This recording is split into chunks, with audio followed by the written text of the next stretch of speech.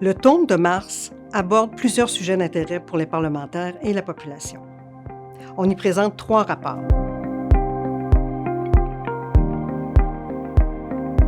Premièrement, nous avons réalisé un audit qui porte sur la télésanté, notamment pour la période de la pandémie COVID-19.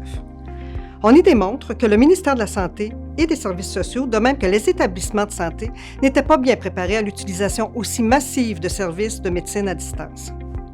D'ailleurs, près de 100% des téléconsultations ont été faites par téléphone.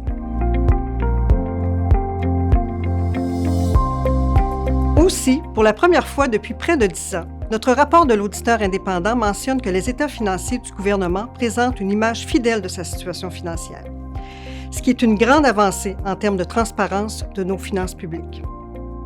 Et comme je l'avais mentionné l'an dernier, nos équipes ont effectué des travaux d'audit financier spécifiques sur certaines dépenses liées à la pandémie de COVID-19. Bien qu'il n'y ait pas eu d'impact significatif sur les états financiers, nous avons tout de même constaté que des sommes avaient été versées en trop.